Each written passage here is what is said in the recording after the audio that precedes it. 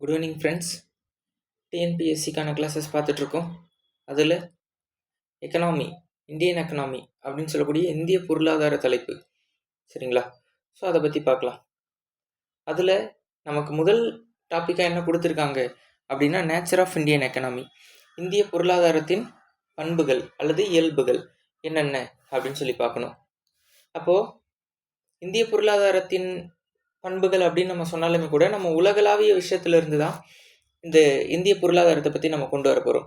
அதில் நம்ம முதல்ல தெரிஞ்சுக்க வேண்டிய 2 வார்த்தைகள் என்ன அப்படின்னா, ஒன்று எக்கனாமி, சரிங்களா, இன்னொன்று எக்கனாமிக்ஸ். எக்கனாமின்னா என்ன, எக்கனாமிக்ஸ்னா என்ன அப்படின்னு சொல்லி பார்க்கணும்.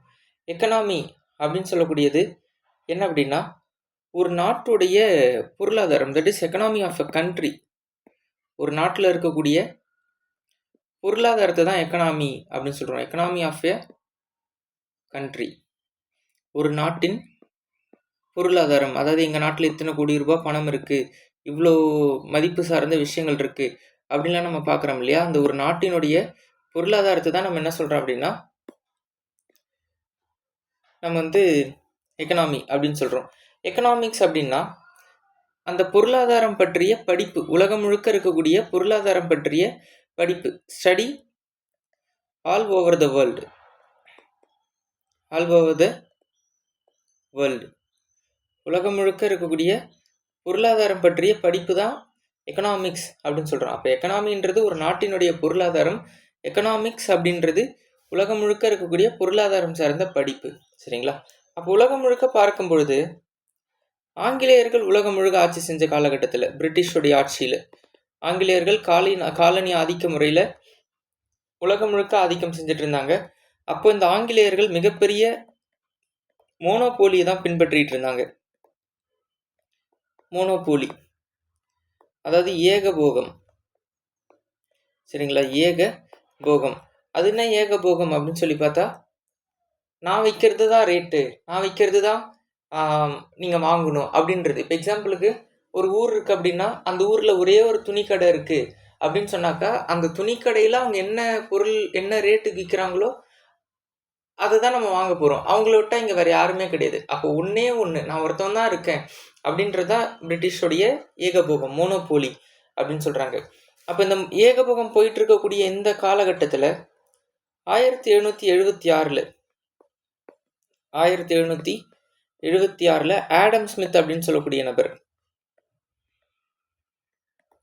சரிங்களா, 1776 ஆடம் ஸ்மித் அப்படின்னு சொல்லக்கூடிய இந்த நபர். ஸோ இவர் என்ன பண்ணுறாரு அப்படின்னா, வெல்த் ஆஃப் நேஷன் அப்படின்னு சொல்லக்கூடிய ஒரு புத்தகத்தை எழுதுறாரு. Wealth of nation, Adam Smith எழுதக்கூடிய புத்தகத்தினுடைய பெயர் என்ன அப்படின்னா, wealth of nation, that is நாடுகளின் வளம்.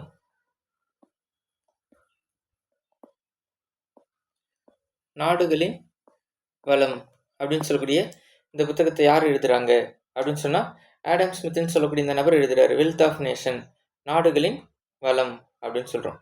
சரியா?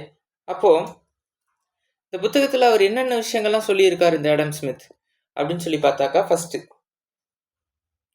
Self interest economy. இந்த புத்தகத்தில் ஆடம் ஸ்மித் சொல்லியிருக்கக்கூடிய விஷயங்கள் என்னென்ன அப்படின்னா, செல்ஃப் இன்ட்ரெஸ்ட் எக்கானமி. சரிங்களா? அதாவது தற்சார்பு பொருளாதாரம்.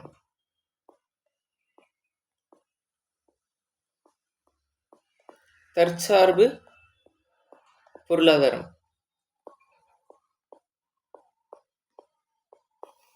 தற்சார்பு பொருளாதாரம் அப்படின்னா தன்னை சார்ந்து அல்லது தன் நாடு சார்ந்து என்னென்ன மாதிரியான வளங்கள் இருக்குது அதை பயன்படுத்தி உருவாக்கக்கூடிய பொருளாதாரம். என் நாட்டில் என்னென்ன இருக்குது அதை வச்சு நான் என்னெல்லாம் உற்பத்தி பண்ண முடியும், அதை நான் யாருக்கிட்டலாம் விற்க முடியும் அப்படின்றது. அப்போ ஒரு பொருளை நான் வெளியிலேருந்து கொண்டு வந்து அதை நான் இன்னொரு பொருளாக மாற்றி, இப்போ எக்ஸாம்பிளுக்கு நான் சைனாலேருந்து ஒரு பருத்தியை எடுத்துகிட்டு வந்து இந்தியாவில் சட்டையாக செஞ்சு பேண்ட்டாக செஞ்சு திரும்ப போய் சைனாவில் விற்கிறது அப்படின்றது பார்த்தா, சைனாக்கிட்ட நான் காசு கொடுத்து பருத்தி வாங்குறேன். அது பண்ணாமல் உங்கள் நாட்டில் என்ன இருக்குது, இந்தியாவிலே இப்போ பருத்தி இருக்கா, அப்போ இந்தியாவில் உள்ள பருத்தியை வச்சு சட்டை பேண்ட்டு செஞ்சு பிற இடங்கள்ல விற்கிறது. அப்ப நம்ம நாட்டுல என்ன இருக்கோ, நம்ம கிட்ட என்ன இருக்கோ, தன் சார்ந்து தன்கிட்ட என்ன இருக்கோ அதை வச்சு செய்யக்கூடிய உருவாக்கக்கூடிய பொருளாதாரம் தற்சார்பு பொருளாதாரம் அப்படின்னு சொல்றாங்க. ஸோ அதை பத்தி இவர் சொல்றாரு. ரெண்டாவது விஷயமா அவர் என்ன சொல்றாரு அப்படின்னா, காம்படிட்டிவ் எக்கானமி.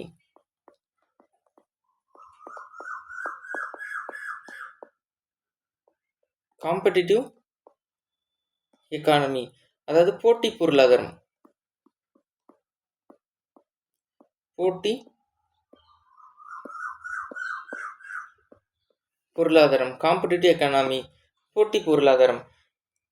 அப்போ இந்த போட்டி பொருளாதாரம்னு சொல்லக்கூடியது என்ன அப்படின்னு சொல்லி பார்த்தா, ஸோ ஒரு காம்படிஷனை கிரியேட் பண்ணுறது. இந்த பொருள் இந்த கம்பெனி இப்போ எக்ஸாம்பிளுக்கு வந்து ஜியோ வந்து ஒரு 249 அப்படின்னு கொடுக்குறாங்கன்னா ஏர்டெல் எவ்வளோ கொடுக்குறாங்க, அவங்க ஒரு 300 கொடுக்குறாங்கன்னா இவங்க எவ்வளோ கொடுக்குறாங்க. தன்னோட பொருளை தன்னுடைய உற்பத்தியை மக்கள்கிட்ட கொண்டு போயிட்டு சேர்க்கறதுக்காக போட்டி மனப்பான்மையில் செய்யக்கூடிய ஒரு பொருளாதாரத்தை உருவாக்குங்க அப்படின்னு சொல்கிறாங்க. மூணாவது பார்த்தீங்கன்னா ஃப்ரீ மார்க்கெட் எக்கனாமிக்ஸ்.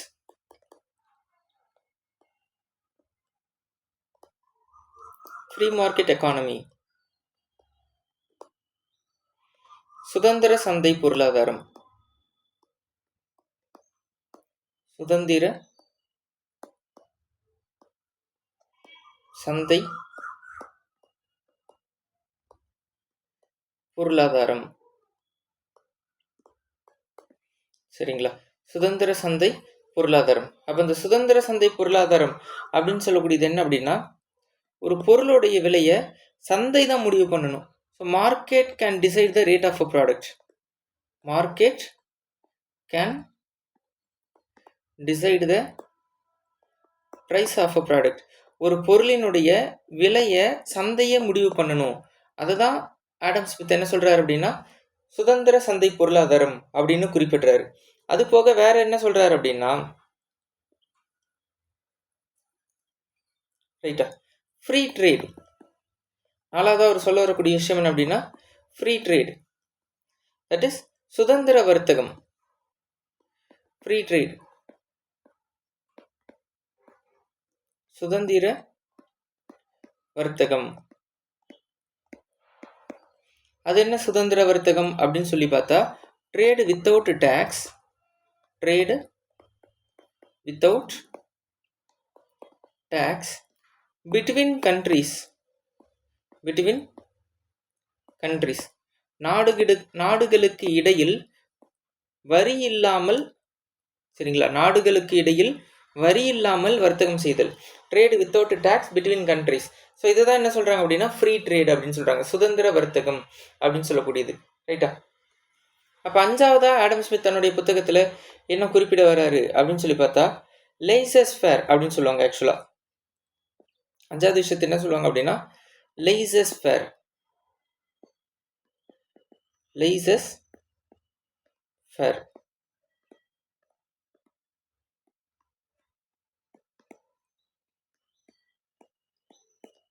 அது என்ன லைசஸ் ஃபேர் அப்படின்னு சொல்லி பார்த்தா, ஸோ இது வந்து ஆக்சுவலாக ஃப்ரான்ஸ் மாடல். இது ஃப்ரெஞ்ச் நாட்டில் பயன்படுத்தக்கூடிய ஒரு முறை, ஃப்ரெஞ்சில் இருக்குது. ஸோ இந்த லைசஸ் ஃபேர் அப்படின்னு சொல்லக்கூடியது என்ன அப்படின்னா அரசு தலையீடு இல்லாமல், அதாவது அரசாங்கத்தோட தலையீடு இல்லாமல், அரசாங்கத்தின் தலையீடு இல்லாமல், அரசாங்கத்தின் தலையீடு இல்லாமல், சரிங்களா? ஸோ அரசாங்கத்தின் தலையீடு இல்லாமல் வியாபாரத்தை பெருக்குவது. அரசாங்கத்தின் தலையீடு இல்லாமல் வியாபாரத்தை பெருக்குவது. ஸோ இதுதான் என்ன சொல்றாங்க அப்படின்னா லைசஸ் ஃபேர் மெத்தட் அப்படின்னு சொல்றாங்க. சரிங்களா? லைசஸ் ஃபேர் அப்படின்னு சொல்லக்கூடியது அரசாங்கத்தின் தலையீடு இல்லாமல் வியாபாரத்தை பெருக்குவது அப்படின்னு சொல்றாங்க. ரைட்டா? அரசாங்கத்தின் தலையீடு இல்லாமல் வியாபாரத்தை பெருக்குவது. Non intervention of government in business. Non intervention of government in business அப்படின்னு சொல்றாங்க. அதுக்கப்புறம் ஆறாவது ஆடம் ஸ்மித் சொல்லக்கூடிய விஷயம் என்ன அப்படின்னா பிரைவேட்டைசேஷன். ஆறாவது அவர் என்ன சொல்றாரு அப்படின்னா பிரைவேட்டைசேஷன், தனியார் மயமாக்குங்க. பிரைவேட்டைசேஷன், தனியார் மயமாக்குதல்.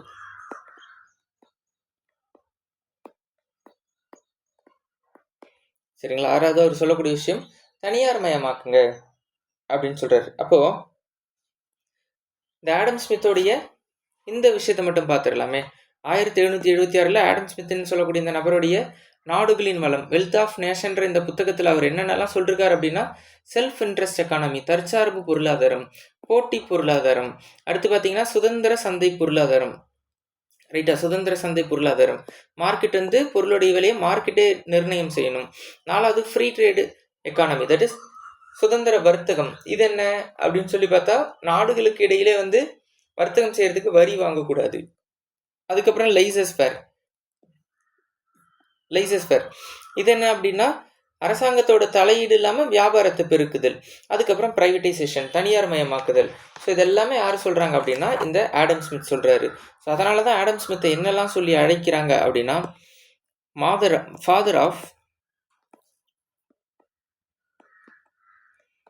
Father of classical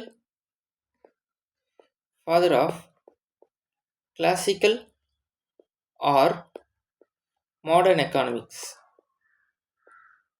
father of classical or modern economics அப்படின்னு சொல்லுவாங்க. வேற என்ன சொல்லலாம் அப்படின்னா, இவர் ஃபாதர் ஆஃப் எக்கனாமிக்ஸ்னே சொல்லலாம்.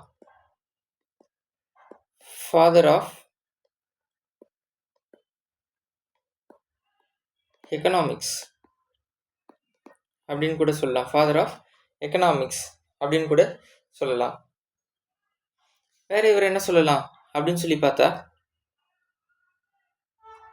ஃபாதர் ஆஃப் கேபிட்டலிசம், முதலாளித்துவத்தின் தந்தை.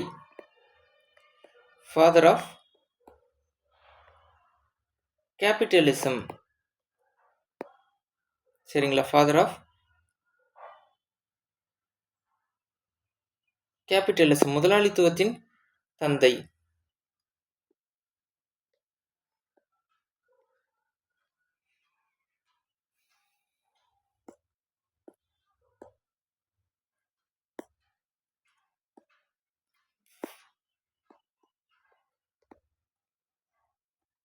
ஃபாதர் ஆஃப் கேபிட்டலிசம், ரைட்டா.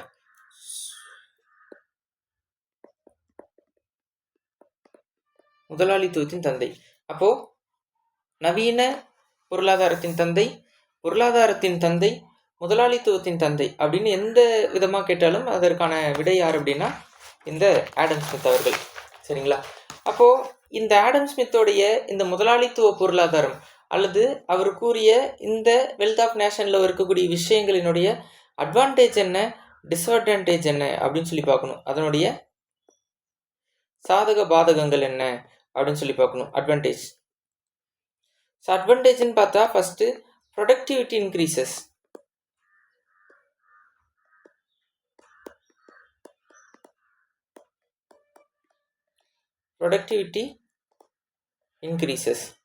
அதாவது உற்பத்தி வந்து இங்கே பெருகும். இங்கே என்ன நடக்கும் அப்படின்னா உற்பத்தி பெருகும், சரிங்களா. இங்கே நடக்கக்கூடிய விஷயம் என்னன்னு சொல்லி பார்த்தா இந்த இடத்துல உற்பத்தி பெருகும். ஏன்னா போட்டி பொருளாதாரம்னு சொன்னார் இல்லையா, போட்டி போட்டுக்கிட்டு ஒருத்தவங்க என்ன பண்ணுறாங்க, அடுத்தடுத்த பொருளை உற்பத்தி பண்ணுறாங்க. அதனால இங்கே வந்து உற்பத்தி பெருகுது. ரெண்டாவது பார்த்தீங்கன்னா வேலை வாய்ப்பு அதிகரிக்கும். எம்ப்ளாய்மெண்ட் இன்க்ரீசஸ், வேலை வாய்ப்பு அதிகரிக்கும். Employment increases.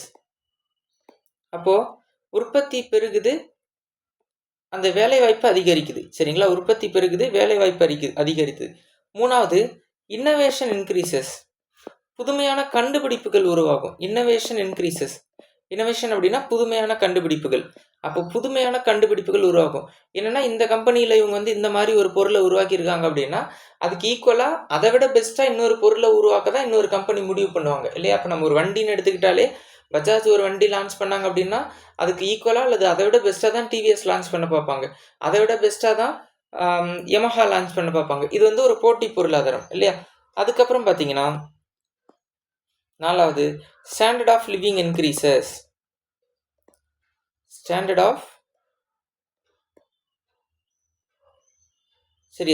Of living increases. அதாவது மக்களின் வாழ்வாதாரம் பெருகுதல், மக்களின் வாழ்வாதாரம் பெருகுதல் அப்படின்னு சொல்றாங்க. மக்களினுடைய வாழ்வாதாரம் பெருகுதல், ரைட்டா? மக்களின் வாழ்வாதாரம் பெருகுதல். ஸோ இதெல்லாம் என்ன அப்படின்னா இங்கே வரக்கூடிய முக்கியமான அட்வான்டேஜஸ். அடுத்து டிஸ்அட்வான்டேஜ்னு எடுத்துக்கிட்டா இங்கே இருக்கக்கூடிய டிஸ்அட்வான்டேஜஸ் அப்படின்னு சொல்லி எடுத்துட்டா இங்கே என்னென்னலாம் வருது அப்படின்னா, ஃபஸ்ட்டு விஷயம் டிஸ்அட்வான்டேஜில் இன்இக்வாலிட்டி இன்க்ரீசஸ், சமத்துவமின்மை பெருகுதல். இங்கே என்ன நடக்குது அப்படின்னா இன்இக்வாலிட்டி அதிகமாகுது, இன்இக்வாலிட்டி இன்க்ரீசஸ், சமத்துவமின்மை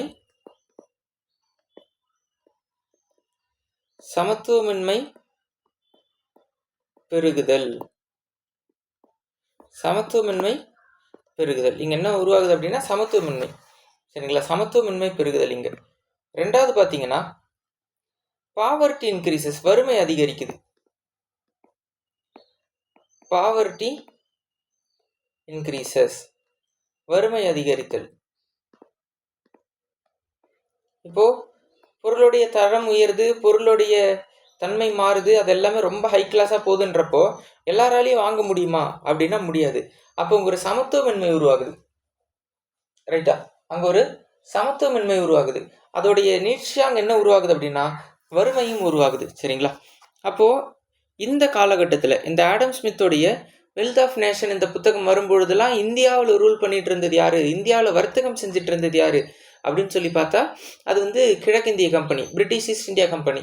இப்போ இந்த புத்தகம் வந்ததுக்கப்புறம் இங்கிலாண்டில் இருக்கக்கூடிய பிற கம்பெனிகள், எப்படி ஜான் கம்பெனி வந்து இந்தியா கூட வர்த்தகம் செய்யணும்னு நம்ம பார்த்தோம் ஐஎன்எம்ல, அதே போல் இங்கிலாண்டில் இருக்கக்கூடிய மற்ற கம்பெனிகளும் இந்த ஆடம் ஸ்மித்தோடைய வெல்த் ஆஃப் நேஷன்ஸ் புக்கை படிச்சுட்டு அவங்க என்ன சொல்கிறாங்க அப்படின்னா, நாங்களும் இந்தியா கூட வர்த்தகம் செய்யணும், எங்களுக்கும் அதுக்கான அனுமதி கொடுங்கன்னு எல்லாரும் கண்டினியூஸாக ப்ரெஷர் பண்ணுறாங்க.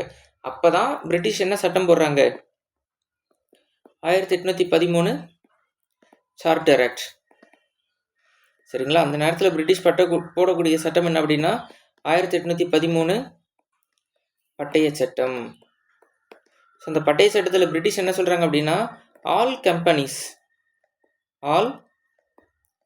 Companies can trade with India, இங்கிலாண்டில் உள்ள அனைத்து கம்பெனிகளும் இந்தியா கூட என்ன பண்ணிக்கலாம், வர்த்தகம் செஞ்சுக்கலாம். All companies can trade with India, இங்கிலாண்டில் உள்ள அனைத்து கம்பெனிகளும் இந்தியா கூட என்ன பண்ணிக்கலாம் அப்படின்னு சொல்லி பார்த்தாக்கா நீங்கள் வர்த்தகம் செஞ்சுக்கலாம் அப்படின்னு சொல்லக்கூடிய சட்டம் எதில் வருது அப்படின்னா 1813 பட்டய சட்டம். இந்த சட்டத்துக்கான காரணம் அல்லது இந்த கம்பெனிகளை அனுமதிச்சதுக்கான காரணம் என்ன, ஆடம் ஸ்மித் அவருடைய இந்த வெல்த் ஆஃப் நேஷன் சொல்லக்கூடிய புத்தகம். இந்த புத்தகம் தான் ஒரு காரணமாக இருந்து அதை வந்து இது பண்ணுது. இப்போ இந்த இடத்துல என்ன நடக்குது அப்படின்னா, போட்டி பொருளாதாரம், சந்தை பொருளாதாரம், தற்சார்பு பொருளாதாரம் அப்படின்னு இது எல்லாமே யாருக்கு ஃபேவராக போயிட்டு இருக்கு அப்படின்னா முதலாளிக்கு. இப்போ போட்டி பொருளாதாரம் இன்னைக்கு வந்து 1000 செல்ஃபோனை உருவாக்கக்கூடிய ஒரு கம்பெனியில் போட்டி பொருளாதாரம்ன்ற பேரில் 10,000 செல்ஃபோனை உருவாக்க சொல்கிறாங்க. அப்போ தொழிலாளர்களுடைய உழைப்பு அதிக நேரம் எடுத்துக்கப்படுது. அப்போ தொழிலாளர்களுடைய சம்பளம் அதுக்கேற்ற மாதிரி கொடுக்குறாங்களா அப்படின்னா கொடுக்கல. அப்போ அங்கே முதலாளி பணக்காரராக மாறிட்டு இருக்காரு. ஏன்னா தொழிலாளி 10,000 செல்ஃபோனை உருவாக்கி கொடுத்துட்டாரு, ஆனால் முதலாளி பணக்காரராக மாறாரு. அந்த பணம் தொழிலாளிக்கும் போய் சேருதானா, போய் சேரல. அங்கே தொழிலாளிக்கு கிடைக்க வேண்டிய சமமான ஊதியம் கிடைக்குதானா, கிடைக்கல. தொழிலாளிக்கான வேலை அந்த நேரம் குறைவு இருக்கா அல்லது வேலை அதிகரிச்சிருக்கா அப்படின்னா வேலை நேரம் அதிகரிச்சிருக்கு. அப்போ இங்கே தொழிலாளியோடைய அந்த உழைப்பு சுரண்டப்படுது முதலாளிகளால். இதை தான் நம்ம என்ன சொல்கிறோம் அப்படின்னா முதலாளித்துவம் அப்படின்னு சொல்கிறோம். அப்போ தொழிலாளியோட உழைப்பு சுரண்டப்படுது, தொழிலாளியோடைய நேரம் சுரண்டப்படுது, தொழிலாளியோடைய சம்பளம் சுரண்டப்படுது. அப்போ இதனால தான் வறுமை ஏற்படுது, சரிங்களா? நாடு முழுக்க வறுமை ஏற்படுது. அப்போ இந்த நேரத்தில் ஒரு புத்தகம் வருது, 1867 டாஸ் கேபிட்டல் அப்படின்னு சொல்லக்கூடிய புத்தகம். 1867 டாஸ் கேபிட்டல் அப்படின்னு சொல்லக்கூடிய உலகம் முழுக்க ஒரு பெரும் புரட்சியை ஏற்படுத்திய காரல் மார்க்ஸினுடைய புத்தகம். காரல் மார்க்ஸுடைய புத்தகம் டாஸ் கேபிட்டல்.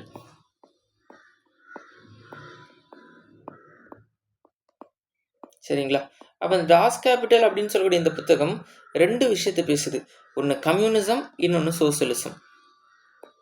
ஒரு விஷயம் என்ன அப்படின்னா கம்யூனிசம், தட் இஸ் பொது உடைமை சித்தாந்தம், பொது உடைமை.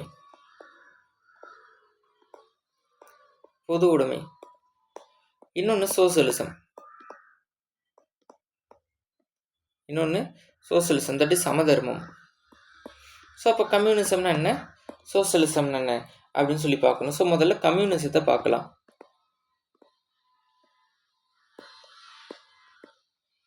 கம்யூனிசம், அப்போ இந்த கம்யூனிசம்னு சொல்லக்கூடிய பொது உடைமை, இதில் அவங்க என்னென்னலாம் சொல்கிறாங்க அப்படின்னா, முதல் விஷயமா கவர்மெண்ட்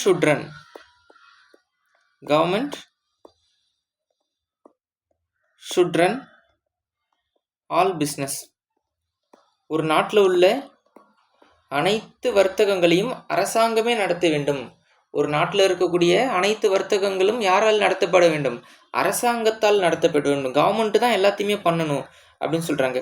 அதுக்கப்புறம் என்ன சொல்கிறாங்க, ஈக்குவல் சேலரி கொடுங்க, சம ஊதியம் கொடுங்க. ஈக்குவல் சேலரி, எல்லாரும் ஒரு வேலை செஞ்சாங்க அப்படின்னா அந்த வேலைக்கு சம ஊதியம் கொடுங்க அப்படின்னு சொல்கிறாங்க. சரிங்களா? அது போக ரெடியூஸ் இன்இக்வாலிட்டி, சமத்துவமின்மையை குறைங்க. ரெடியூஸ் இன்இக்வாலிட்டி, தட் இஸ் சமத்துவமின்மையை குறைக்க.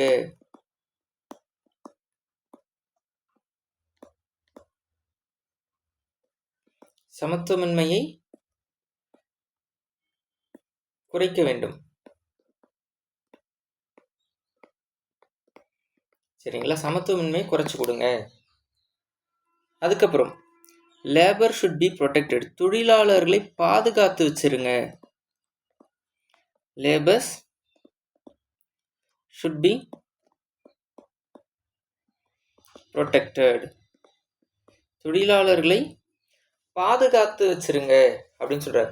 அப்போ அந்த இதுக்கு முன்னாடி நம்ம படிச்ச ஆடம் ஸ்மித்தோடைய வெல்த் ஆஃப் நேஷன், அந்த புத்தகத்துக்கு ஒரு நேர் எதிரான, முதலாளித்துவத்துக்கு நேர் எதிரான, தொழிலாளர் வர்க்கத்துக்கு ஆதரவான ஒரு புத்தகம் என்ன அப்படின்னா டாஸ் கேபிட்டல். என்ன சொல்றாங்க, அரசாங்கமே எல்லா பிஸ்னஸையும் பண்ணட்டும், சம ஊதியம் கொடுங்க, சமத்துவம் இல்லாத தன்மையை குறைங்க, தொழிலாளர்களை பாதுகாத்து வைங்க அப்படின்னு தொழிலாளர்களுக்கு ஆதரவாக இங்கே ஒருத்தர் பேசுகிறாரு, கம்யூனிசம் அப்படின்ற பேரில். சரிங்களா? அப்போது அதே புத்தகத்தில் பேசப்பட்டிருக்கிற இன்னொரு விஷயம் என்ன அப்படின்னா சோசியலிசம். அதே புத்தகத்தில் பேசப்பட்டிருக்கிற இன்னொரு விஷயம் என்ன அப்படின்னா சோசியலிசம்.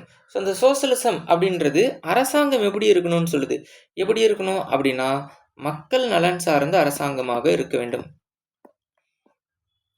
மக்கள் நலன் சார்ந்த அரசாங்கம்.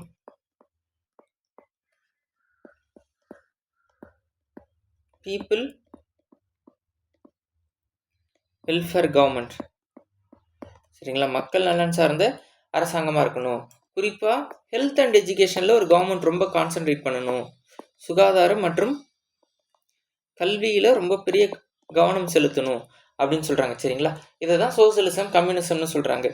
இந்த கம்யூனிசத்தை 1917 ரஷ்யாவில் நடைமுறை செஞ்சவர் யார்? 1917 கம்யூனிசத்தை ரஷ்யாவில் இம்ப்ளிமெண்ட் பண்ணவர், நடைமுறை செஞ்சவர் யார் அப்படின்னா லெனின் அப்படின்னு சொல்லக்கூடியவர். லெனின் ரஷ்யாவில் நடைமுறை செஞ்சவர் யார்?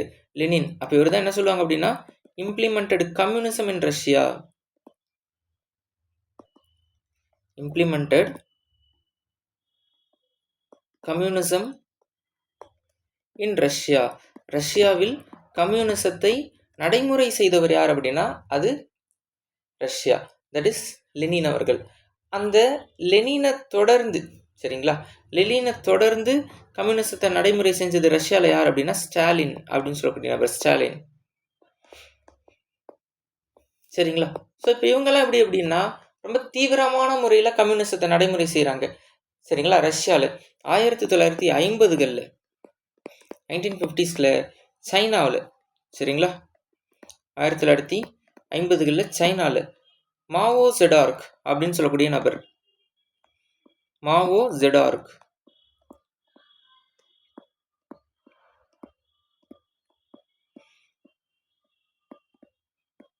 அப்படின்னு சொல்லக்கூடிய இந்த நபர், ஸோ ஷார்ட்டாக மாவோ அப்படின்னு சொல்லுவாங்க.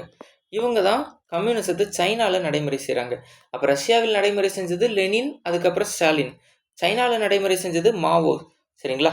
அப்போது இவங்க எந்த அளவுக்கு போகிறாங்க இந்த மாவோன்னு சொல்லக்கூடியவங்க அப்படின்னா, கம்யூனிசத்தை பின்பற்றாதவர்களை கொலை செய்தனர்.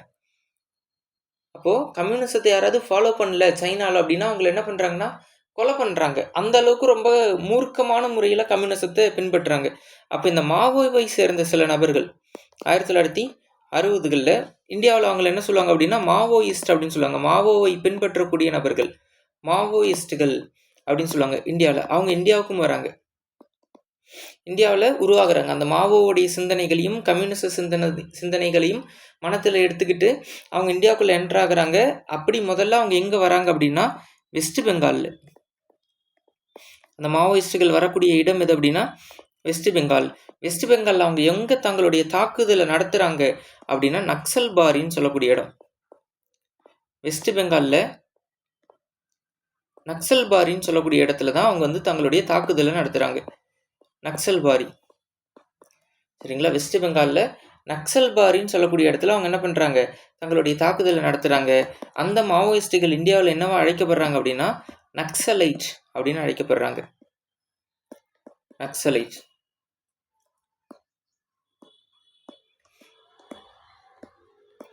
சரிங்களா? இந்தியாவில் அவங்க என்னவா அழைக்கப்படுறாங்க அப்படின்னா நக்சலைட் அப்படின்னு சொல்கிறாங்க. அப்போ கம்யூனிசம் மற்றும் சோசியலிசம், அந்த காரல் மார்க்ஸ் என்ன பண்ணுறாரு 1867 டாஸ் கேபிட்டல் புத்தகத்தில் அரசாங்கமே எல்லா பிஸ்னஸையும் எடுத்து பண்ணட்டும், தொழிலாளர்களை பாதுகாத்து வைங்க, சம ஊதியம் கொடுங்க, சமத்துவமின்மையை குறைங்க அப்படின்னு சொல்லி ஒரு விஷயத்தை முன்மொழிகிறாங்க.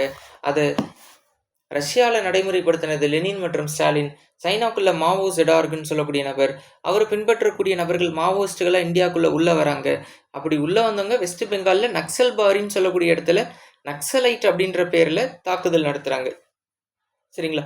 அப்போ இந்த கம்யூனிசத்துடைய அட்வான்டேஜஸ் என்ன, இந்த கம்யூனிசத்துடைய சாதக பாதகங்கள் என்ன? அப்போ அட்வான்டேஜஸ்ன்னு எடுத்துக்கிட்டிங்கன்னா ரெடியூஸ் இன்இக்வாலிட்டி, சமத்துவமின்மையை குறைத்தல். சரிங்களா? ரெண்டாவது, protect the welfare of people, மக்கள் நலனை பாதுகாத்தல். ப்ரொடெக்ட் த பீப்புள் வெல்ஃபேர், மக்கள் நலனை பாதுகாத்தல். இது கம்யூனிசம், இதோடைய அட்வான்டேஜ். அப்போ இதில் என்ன டிஸ்அட்வான்டேஜ்? இந்த கம்யூனிசத்தில் என்ன டிஸ்அட்வான்டேஜ் அப்படின்னு சொல்லி பார்த்தா, முதல் டிஸ்அட்வான்டேஜ், த கவர்மெண்ட் எம்ப்ளாய்ஸ் என்ன ஆயிடுவாங்க அப்படின்னா ஒரு லெத்தார்ஜிக் மைண்ட் செட்டுக்கு போயிடுவாங்க, லெத்தார்ஜிக்காக மாறிடுவாங்க. தட் இஸ் ஒரு அலட்சியமாக மாறிடுவாங்க. அது என்ன அலட்சியம் அப்படின்னு சொல்லி பார்த்தா, இப்போ எல்லாமே கவர்மெண்ட் கண்ட்ரோலில் வந்துருச்சு. ஸ்கூலு, காலேஜு, பஸ்ஸு எல்லாமே கவர்மெண்ட் கையில் தான் இருக்குது அப்படின்னா, இப்போ இங்கே யாரு கூட இவங்க போட்டி போட போகிறாங்க, என்ன இவங்க புதுசாக இன்வென்ஷன் பண்ண போகிறாங்க? இப்போ பெஸ்ட் எக்ஸாம்பிள் பிஎஸ்என்எல் சிம்மு. இப்போ அந்த பிஎஸ்என்எல் சிம் இந்தியா முழுக்க இன்றைக்கி என்ன ஆச்சுன்னு நம்ம பார்த்தோம், இன்றைக்கி காணாமல் போயிடுச்சு. அதை இன்னொரு தனியார் கம்பெனி கையில் நம்ம கொடுக்க வேண்டிய தேவை இருக்குது. என்ன அவங்களுக்கு விஷயம், ஏன் அவங்க அதை பெருசாக வளர்க்கலை? அப்போ ஏர்டெல் ஏன் வளர்ந்துச்சு, ஜியோ ஏன் வளர்ந்துச்சு அப்படின்னா, ஜியோ, வோடஃபோனு, ஏர்டெல் இவங்களுக்குள்ளெல்லாம் போட்டி இருந்துச்சு. இவங்கெல்லாம் ஒரு ப்ரைவேட் ஆர்கனைசேஷனாக இருந்தாங்க. நீ இந்த ஆஃபர் கொடுக்குறியா, நான் இந்த ஆஃபர் கொடுக்குறேன், நீ இவ்வளோ வருஷத்துக்கு ஒரு வேலிடிட்டி கொடுக்குறியா, நான் ஒரு இந்த ஆஃபர் கொடுக்குறேன் அப்படின்னு அவங்களுக்குள்ள ஒரு போட்டி இருந்துச்சு. ஆனால் பிஎஸ்என்எலுக்கோ அதில் உள்ள ஊழியர்களுக்கோ அப்படி ஒரு போட்டி மனப்பான்மையே இல்லை. ஏன் அப்படின்னா அவங்க வேலை செஞ்சாலும் வேலை செய்யலைனாலும் என்ன ஆக போகுது, அவங்களுக்கான ஊதியம் வந்துட்டு இருக்க போகுது. இப்போது 3 மாதத்துக்கு ஒரு 4,499 ஒரு ஆஃபர் போட்டாங்க அப்படின்னா அது 3 வருஷத்துக்கு ஓடுது. அப்போ 3 வருஷம் இவங்க பெருசாக வேலை செய்யலை. ஏன் வேலை செய்யலை? இவங்களுக்கு ஒரு போட்டி கிடையாது, எப்படினாலும் நமக்கு சம்பளம் வந்துடும் அப்படின்ற ஒரு அலட்சிய மனப்பான்மை கவர்மெண்ட் ஆஃபீஸர்ஸ்க்கு வந்துடுது அப்படின்னு சொல்கிறாங்க. இது ஒரு டிஸ்அட்வான்டேஜாகவே சொல்கிறாங்க. அப்போ கவர்மெண்ட் ஆஃபீஸர்ஸ் மந்தமாயிட்டாங்க, அலட்சியம் ஆயிட்டாங்க அப்படின்னா கவர்மெண்ட்டும் மந்தமாயிரும். Government also slow down. அப்போ இங்கே என்ன நடக்குது, அரசு அதிகாரிகள் அரசாங்கத்தை நம்பி இருக்காங்க, அரசாங்கம் அரசு அதிகாரிகளை நம்பி இருக்கு. எப்படி அரசு அதிகாரிங்க அந்த கவர்மெண்ட் எம்ப்ளாயிஸ் என்ன நினைக்கிறாங்க, எப்படினாலும் மாதம் 1ஆம் தேதி நமக்கு சம்பளம் வந்துடும், கவர்மெண்ட்டை நம்பி கவர்மெண்ட் எம்ப்ளாயிஸ் உட்காந்துருக்காங்க. அதுதான் சொன்னேன், அரசு அதிகாரிகள் அரசாங்கத்தை நம்பி இருக்கு. அரசாங்கம் என்ன நம்பி இருக்கு, எப்படினாலும் அரசு அதிகாரிகள் அந்த கவர்மெண்ட் எம்ப்ளாயிஸ் வேலை செய்வாங்க, அதில் நமக்கு வருமானம் வந்துடும். அப்போ அரசாங்கம் அரசு அதிகாரிகளை நம்பி இருக்கு.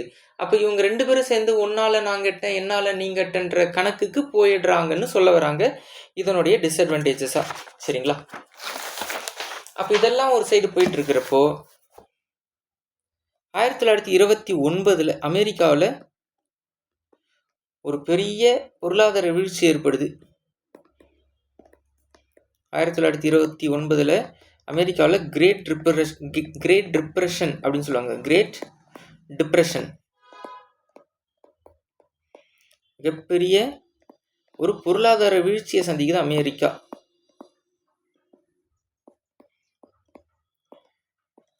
மிகப்பெரிய பொருளாதார வீழ்ச்சி. பேங்க்கு, ஷேர் மார்க்கெட் எல்லாமே நஷ்டம். பேங்க்கு, ஷேர் மார்க்கெட்னு சொல்லக்கூடிய எல்லாமே நஷ்டத்துக்கு போகுது. சரிங்களா? இதுக்கான முதல் முக்கியமான காரணம் என்ன, இவ்வளோ பெரிய நஷ்டத்துக்கான காரணம் என்ன அப்படின்னு சொல்லி பார்த்தா கேபிட்டலிசம், முதலாளித்துவம். முதலாளி மட்டுமே தான் வளர்ந்துட்டு இருந்தார்.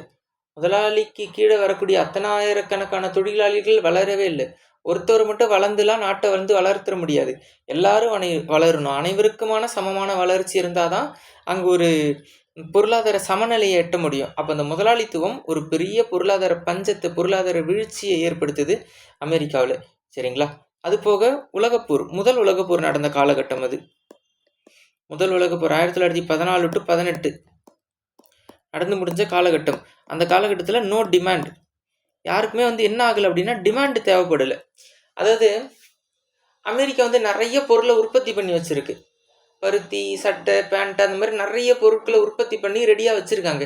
ஆனால் வாங்குறதுக்கு யாரும் இல்லை. உலகப்போர் இருந்ததுனால எல்லாம் உலகப்போரில் வீடு எழுந்து, மக்கள் எழுந்து, அந்த மாதிரி ரொம்ப பெரிய கொடுமையான நிலைமைக்கு தள்ளப்படும் போது இந்த பொருளை வாங்கிறதுக்கு ஆள் இல்லை. அங்கே பொருள் இருக்குது இல்லையா, ஆனால் வாங்க ஆள் இல்லை அப்படின்ற அந்த சிக்கல், நோ டிமாண்ட் ஆயிடுது. எனக்கு அது தேவையில்லைன்ற மைண்ட் செட்டுக்கு மக்கள் போயிடுறாங்க. அப்போ பொருளாதார வீழ்ச்சி ஏற்படுது அமெரிக்காவில். அப்போ இந்த வீழ்ச்சியெல்லாம் சரி பண்ணுறதுக்கு பின்னாடி ஒரு நபர் வராரு. 1936 ஜான் மேனார்டு கீன்ஸ் அப்படின்னு சொல்லக்கூடிய நபர். ஜான் மேனார்டு கீன்ஸ் அப்படின்னு சொல்லக்கூடிய நபர். ஜான் மேனார்டு கீன்ஸ், ஷார்ட்டா ஜேஎம் கீன்ஸ் அப்படின்னு சொல்லுவாங்க. ஜேஎம் கீன்ஸ் அப்படின்னு சொல்லுவாங்க. 1936 இவர் எழுதின புத்தகம் என்ன அப்படின்னா theory of unemployment, theory of unemployment, money and interest. Theory of unemployment, money and interest. அதாவது வேலையின்மை,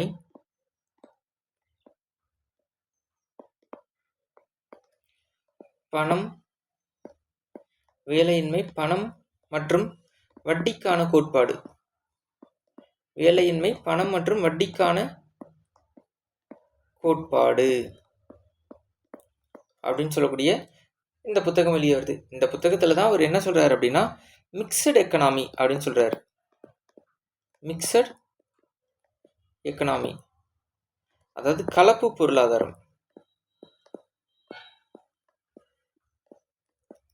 கலப்பு பொருளாதாரம். சரிங்களா? கலப்பு பொருளாதாரம் அது என்ன? கலப்பு பொருளாதாரம் அப்படின்னா பிரைவேட்டும் பப்ளிக்கும் சேர்ந்து ஒரு துறையை நடத்துங்க. பிரைவேட்டும் public sector, private sector, public sector, தனியார் நிறுவனம், பொதுத்துறை நிறுவனம் அப்படின்னு 2 நிறுவனங்களுமே ஒரு நாட்டுக்கு அவசியமானது அப்படின்னு சொல்றாரு. அப்ப ஆடம் ஸ்மித் என்ன சொல்றாருன்னா பிரைவேட் மட்டும் வேணும்னு சொன்னாரு, முதலாளித்துவத்துக்கு வலியுறுத்தினாரு. காரல் மார்க்ஸ் என்ன சொன்னார் அப்படின்னா கவர்மெண்ட் மட்டும் செய்யணும், அரசாங்கத்துக்கு வேலை கொடுங்க, தொழிலாளர்களுடைய நலனை பாதுகாருங்கன்னா அவர் கவர்மெண்ட் எல்லா வேலையும் செய்ய சொன்னார். அப்போ ஆடம் ஸ்மித் எல்லாத்தையும் ப்ரைவேட்டை பண்ண சொன்னார், காரல் மார்க்ஸ் எல்லாத்தையும் கவர்மெண்ட்டை பண்ண சொன்னார். இந்த ஜான் மேனார்டு கீன்ஸ், ஜேஎம் கீன்ஸ் என்ற இவர் என்ன சொல்கிறாரு, 2 பேரும் சேர்ந்து பண்ணுங்க அப்படின்னு சொல்கிறாரு. 2 பேரும் சேர்ந்து பண்ணுங்க அப்படின்னு சொன்னாங்க. அதனால தான் இவர் என்ன சொல்கிறாங்க அப்படின்னா ஃபாதர் ஆஃப் மிக்சட் எக்கனாமி அப்படின்னு சொன்னாங்க. ஃபாதர் ஆஃப் மிக்சட் எக்கனாமி, கலப்பு பொருளாதாரத்தின் தந்தை ஜே.எம். கெய்ன்ஸ்.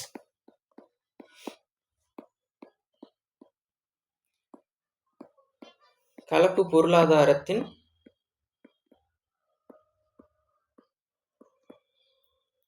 தந்தை ஜே.எம். கெய்ன்ஸ்னு சொல்லக்கூடிய நபர் யார் அப்படின்னா கலப்பு பொருளாதாரத்தின் தந்தை அப்படின்னு சொல்கிறாங்க. ரைட்டா?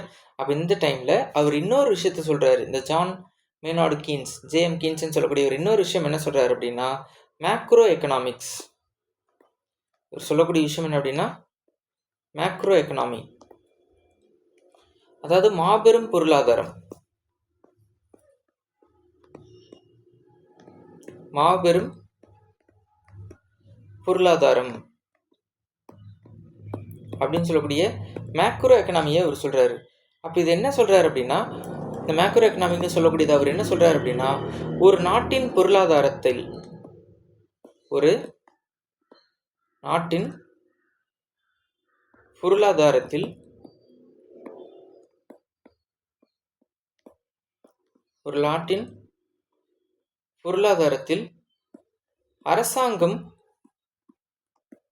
அரசாங்கம் மற்றும் வங்கிக்கு, அதாவது பேங்க்குக்கு, கவர்மெண்ட்டும் பேங்க்கும் முக்கிய பங்கு எடுத்துக்கணும். ஒரு நாட்டோட பொருளாதாரத்தில் வங்கிக்கு முக்கிய பங்கு உண்டு அப்படின்னு சொல்றாரு. முக்கிய பங்கு உண்டு அப்படின்னு சொல்றாரு. இதை தான் நம்ம என்ன சொல்றோம்னா மேக்ரோ எக்கனாமிக்ஸ், மாபெரும் பொருளாதாரம் அப்படின்னு சொல்றோம். அதனால தான் இவர் என்ன சொல்றாங்க அப்படின்னா ஃபாதர் ஆஃப் மேக்ரோ எக்கனாமின்னு சொல்றாங்க. மாபெரும் பொருளாதாரத்தின் தந்தை அப்படின்னு சொல்றாங்க. ஃபாதர் ஆஃப் மேக்ரோ எக்கானமி, மாபெரும் பொருளாதாரத்தின் தந்தை அப்படின்னு சொல்கிறாங்க. ஒரு நாட்டுடைய பொருளாதாரத்தில் அரசாங்கமும் இருக்கணும், பேங்க்கும் இருக்கணும். இவங்க ரெண்டு பேரும் சேர்ந்து தான் அந்த பொருளாதாரத்தை உருவாக்கணும் அப்படின்றதுல அவர் உறுதிப்பட சொல்கிறாரு. சரிங்களா? ஸோ இதை நம்ம பார்த்துக்கிறோம். அப்போ இந்த மேக்ரோ எக்கனாமின்றதை ரெண்டாக பிரிக்கிறோம். என்னென்ன நம்ம பார்த்தோமா, கவர்மெண்ட்டும் பேங்க்கும் ஒரு பங்காற்றணும் அப்படின்னு. அப்போ கவர்மெண்ட்டுக்கு என்னென்ன வேலை, பேங்க்குக்கு என்னென்ன வேலை, இதை நம்ம பார்க்கணும். அப்போ கவர்மெண்ட் பண்ணக்கூடியதை என்ன சொல்லுவாங்க அப்படின்னா ஃபிஸ்கல் பாலிசின்னு சொல்லுவாங்க. ஃபிஸ்கல் பாலிசி, கவர்மெண்ட் பண்ணக்கூடிய விஷயத்தை என்ன சொல்லுவாங்க அப்படின்னா ஃபிஸ்கல் பாலிசி, அதாவது நிதி கொள்கை அப்படின்னு சொல்லுவாங்க. ஒரு நாட்டுடைய பொருளாதாரத்தில் அரசாங்கத்துடைய பணியை என்ன சொல்கிறாங்க அப்படின்னா நிதி கொள்கை அப்படின்னு சொல்கிறாங்க. இந்த பேங்கோட வேலை என்ன, அதை மானிட்டரி பாலிசி அப்படின்னு சொல்கிறாங்க. பேங்கோடைய பணியை என்ன சொல்கிறாங்க அப்படின்னா மானிட்டரி பாலிசி, அதாவது பணக்கொள்கை.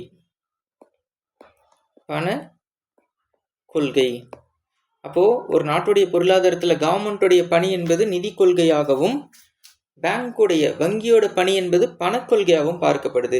அப்போ இதில் என்னென்னலாம் வரும், ஃபிஸ்கல் பாலிசியில் என்னென்னலாம் சொல்கிறாங்க, கவர்மெண்ட் என்னென்னலாம் பண்ணணும், செலவுகளை பார்த்துக்கணும், எக்ஸ்பென்ஸ், நாட்டுடைய செலவுகளை பார்த்துக்கணும். அடுத்தது இன்கம், வரவு பற்றி கவர்மெண்ட் பார்க்கணும். டேக்ஸு, வரியை கவர்மெண்ட் பார்த்துக்கணும். இன்ஃப்ராஸ்ட்ரக்சர், கட்டமைப்பு வசதிகள், இதெல்லாம் கவர்மெண்ட் பார்க்கணும். இன்ஃப்ராஸ்ட்ரக்சர், ஸோ அதை நம்ம திரும்பவுமே ஃபிஸ்கல் பாலிசி, மானிட்டரி பாலிசின்ற தலைப்பில் ரொம்ப டெப்த்தாகவே படிப்போம். ஸோ அதை நம்ம இப்போதைக்கு ஜஸ்ட் அவுட்லெட்டாக பார்த்துக்கலாம். அப்போ அடுத்தது பார்த்தீங்கன்னா மானிட்டரி பாலிசி. இதில் பேங்க் என்னென்னலாம் பண்ண போகுது, இன்ட்ரெஸ்ட் ரேட், அதாவது வட்டி விகிதம், இன்ட்ரெஸ்ட் ரேட் வட்டி விகிதம், அது பேங்க் பார்த்துக்கணும். மணி சப்ளை, பண விநியோகத்தை பேங்க் பார்த்துக்கணும். நாட்டில் எவ்வளோ பணப்புழக்கம் இருக்குது அப்படின்ற அந்த பண விநியோகம், அந்த விநியோகத்தை யார் பார்த்துக்கணும், பேங்க் பார்த்துக்கணும். வேற என்ன சொல்லலாம், கண்ட்ரோலிங் இன்ஃப்ளேஷன், பண வீக்கத்தை கட்டுப்படுத்துதல். கண்ட்ரோலிங் இன்ஃப்ளேஷன், பண வீக்கத்தை கட்டுப்படுத்துதல். சரிங்களா? அதாவது பணவீக்கம்னா பொருளுடைய விலை அதிகமாயிட்டே போகும், அதை கட்டுப்படுத்துறது. இதெல்லாம் பேங்க் பார்த்துக்கணும். அப்போ கவர்மெண்ட் பண்ணக்கூடியது நிதி கொள்கை, பேங்க் பண்ணக்கூடியது பணக்கொள்கை அப்படின்னு சொல்கிறாங்க. அப்போ இதோடைய தொடர்ச்சியாக தான் உலக வங்கி உருவாக்கப்படுது. இன்டர்நேஷ்னல் மானிட்டரி ஃபண்ட் அப்படின்னு சொல்லக்கூடிய IMF, இன்டர்நேஷ்னல் மானிட்டரி ஃபண்ட். சரிங்களா? உலக வங்கின்னு சொல்லுவாங்க. வேர்ல்டு பேங்க், இந்த உலக வங்கி மற்றும் IMF அப்படின்னு சொல்லக்கூடியதெல்லாம் உருவாகிறதுக்கான காரணம் யாருன்னா ஜேஎம் கீன்ஸ். ஜேஎம் கீன்ஸ், அதாவது ஜான் மேனார்டு கீன்ஸ். இவருடைய இந்த புத்தகத்தினால தான் இந்த உலக வங்கி IMF போன்றதெல்லாம் உருவாக்கப்படுது. அப்போ இது போக எக்கனாமிக்ஸில் வேறு யார் யார் என்னென்ன பண்ணியிருக்காங்க அப்படின்னு சொன்னால் தாமஸ் மால்தஸ் அப்படின்னு சொல்லக்கூடிய நபர். வேறு யார் வராங்க? அப்போ இதுவரை 3 பேரை பார்த்தோம். ஒன்று அந்த ஆடம் ஸ்மித்து, இன்னொன்று காரல் மார்க்ஸ், அதுக்கப்புறம் ஜேஎம் கீன்ஸ். இப்போ 4ஆவதாக யாரை பார்க்குறேன்னா Thomas Malthus. Thomas Malthus.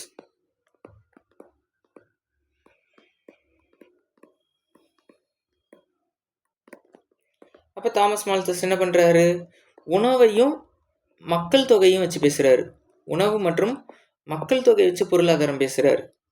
Food and population, Thomas Malthus. அப்போ அவர் என்ன உணவையும் மக்கள் தொகை வச்சு பொருளாதாரம் பேசுகிறாரு அப்படின்னா, இந்த உணவு ஏபியில் அரித்மெட்டிக் ப்ராக்ரெஷனாக வளருது. ஏபின்னா கூட்டுத்தொடர் வரிசை, நம்ம பார்த்துருப்போம் மேக்ஸில் இல்லையா? ஏபின்னா கூட்டுத்தொடர் வரிசை அப்படின்னு என்ன அர்த்தம்? 2 2ஆக கூடும்.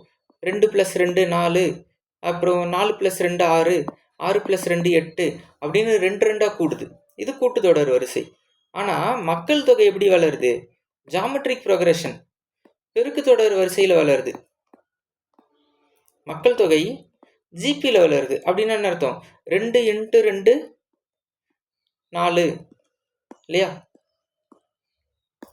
2 × 2 4, 4 × 2 8, 8 × 2 16, 16 × 2 32, 32 × 2 64 அப்படின்னு மக்கள் தொகை பெருக்கு தொடர் வரிசையில் வளருது.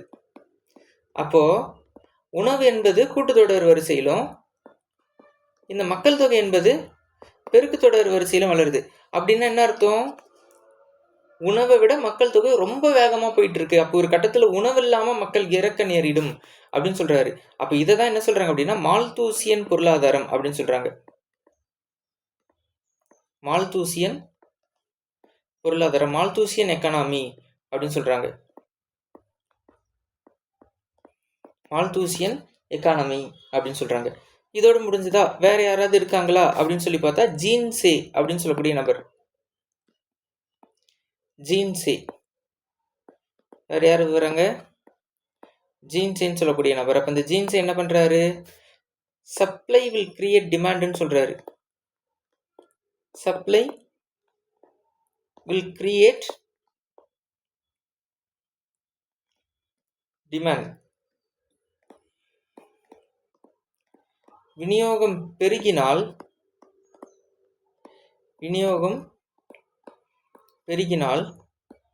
தேவை உண்டாகும்.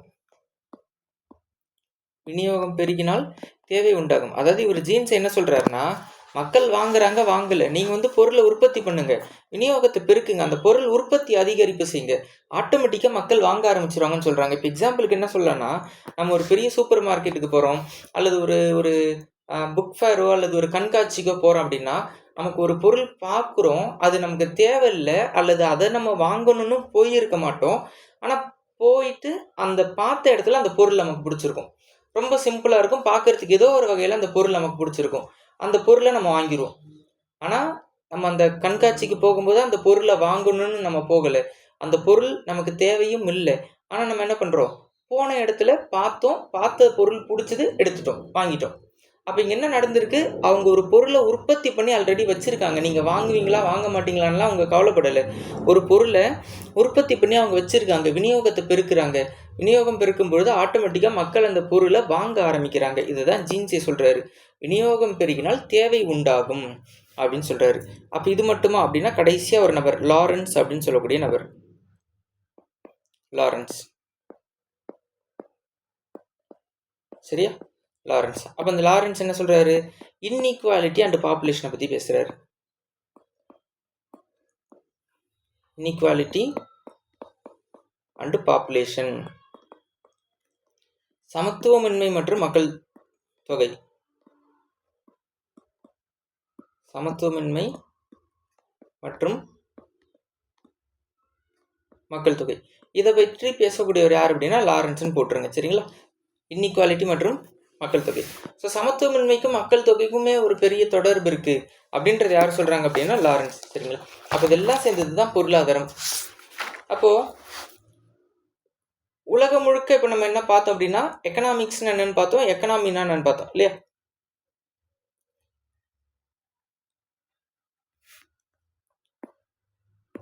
அப்போ பாருங்க, எக்கனாமி அப்படின்னா ஒரு நாட்டினுடைய பொருளாதாரம். சரியா? எக்கனாமின்றது ஒரு நாட்டினுடைய பொருளாதாரம். எக்கனாமிக்ஸ்னா அதை பற்றிய படிப்பு. எக்கனாமிக்ஸ்ன்றது படிப்பு. பிரிட்டிஷோடைய ஏகபோகம் பார்த்தோம். அந்த பிரிட்டிஷ் மட்டுமே உலகம் முழுக்க பெரிய அளவில் வர்த்தகம் செஞ்சுட்டு இருந்தாங்க. அப்போ அவங்க ஒரு ஏகபோக மோனோபோலியாக மாறினாங்க. அப்போ தான் ஆடம் ஸ்மித் எழுதின வெல்த் ஆஃப் நேஷன் வெளிவருது. அந்த புத்தகம் என்னென்ன சொல்லுச்சுன்னு பார்த்தோம். அதோட தொடர்ச்சியாக அதுக்கு எதிரான ஒரு புத்தகம் வந்துச்சு. யாரோடையது? கார்ல் மார்க்ஸோடைய புத்தகம். அந்த ஆடம் ஸ்மித்தோடைய புத்தகத்தோட தாக்கம் என்ன? பட்டய சட்டத்தில் இந்தியாவில் எல்லாரும் இந்த வர்த்தகம் செய்யலாம்னு சொன்னது. அதுக்கப்புறம் கார்ல் மார்க்ஸோடைய தாஸ் கேபிட்டல் புத்தகம். அது கம்யூனிசம் மற்றும் சோசியலிசம்னு சொல்லக்கூடிய 2 விஷயத்தை பேசிச்சு. இது கவர்மெண்ட் எல்லா வேலையும் செய்யணும், சமூதியம் கொடுங்க, சமத்துவமின்மையை குறைங்க, தொழிலாளர்களை பாதுகாத்து வைங்க அப்படின்னு சொன்னிச்சு. அப்போ மக்கள் நலன் சார்ந்த அரசாங்கத்தை உருவாக்குங்க, இதெல்லாம் சொன்னாங்க. அப்போ ரஷ்யாவில் நடைமுறை செஞ்ச லெனினுக்கு அப்புறம் ஸ்டாலின். சீனாவில் மாவோ செடார்குன்னு சொல்லக்கூடியவர். அவங்க மாவோயிஸ்டுகள் என்ற பேரில் வெஸ்ட் பெங்காலில் நக்சல் பாரின்ற ஊரில் முதல்ல அட்டாக் பண்ணாங்க. நக்சலைட் அப்படின்னு அவங்களுக்கு பேர் வச்சாங்க. அதுக்கப்புறம் அமெரிக்காவில் ஏற்படக்கூடிய பொருளாதார வீழ்ச்சி, அந்த பொருளாதார வீழ்ச்சியை சரி செஞ்சது ஜேஎம் ஸ்கீனுடைய ஒரு புத்தகம். அது என்ன சொன்னிச்சு? ப்ரைவேட் அண்ட் பப்ளிக் செக்டர் 2 பேரும் சேர்ந்து ஒரு ஒர்க்கை பண்ணணும் அப்படின்னு சொன்னாங்க. அதனால தான் அவரை ஃபாதர் ஆஃப் மிக்சட் எக்கனாமி, கலப்பு பொருளாதாரத்தின் தந்தைன்னு சொல்கிறாங்க. மாபெரும் பொருளாதாரத்தின் தந்தைன்னு சொல்கிறாங்க. மேக்ரோ எக்கனாமி இல்லையா? அப்போ அந்த மேக்ரோ எக்கனாமியை 2ஆக பிரிக்கிறாங்க. கவர்மெண்ட் பண்ணணும், பேங்க் பண்ணணும். கவர்மெண்ட்டோட ஃபிஸ்கல் பாலிசி, பேங்க்கோட மானிட்டரி பாலிசி, நிதி கொள்கை, பணக்கொள்கை. அதனுடைய அடிப்படையில் தான் ஐஎம்எஃப்பும் வேர்ல்டு பேங்க்கும் உருவாச்சு அப்படின்னு சொல்லி பார்க்குறோம். காரணம் ஜேஎம் கீன்ஸ்ன்னு சொன்னோம். அதுக்கப்புறம் தாமஸ் மால்டன். இவர் என்ன பண்ணுறாரு? உணவையும் மக்கள் தொகையை வச்சு பேசுகிறாரு. அதுக்கப்புறம் ஜீன்ஸே, விநியோகத்தை பெருக்குங்க, மக்கள் ஆட்டோமேட்டிக்காக பொருளை வாங்குவாங்கன்னு சொல்கிறாரு. லாரன்ஸ் சமத்துவமின்மையும் மக்கள் தொகையும் வச்சு பேசுகிறாரு. சரிங்களா? அப்போ இதெல்லாம் பொருளாதாரத்துக்கான எக்கனாமிக்கான ஒரு முக்கியமான இன்ட்ரோடக்ஷன். அப்போ இதிலிருந்து இந்திய பொருளாதாரம் எப்படி நகருது? இந்தியாவுடைய பொருளாதாரம் பெரும்பாலும் பிரிட்டிஷ் கீழே தான் நம்ம இருந்தோம். அதுக்கப்புறம் தான் நம்ம அந்த பொருளாதார விஷயத்தெல்லாம் பார்க்க போகிறோம். அப்போ இந்தியாவுடைய பொருளாதாரம் எந்த கட்டத்திலிருந்து எங்கே நகருது அப்படின்றத நம்ம பார்க்கணும். அப்போ நம்ம அடுத்த தலைப்பாக பார்க்க போகிறது என்ன அப்படின்னா 5 ஆண்டு திட்டங்கள், 5 இயர் பிளான்னு சொல்லக்கூடிய 5 ஆண்டு திட்டம். அப்போ அதை பற்றி நம்ம அடுத்த கிளாஸில் பார்க்கலாம். தேங்க்யூ.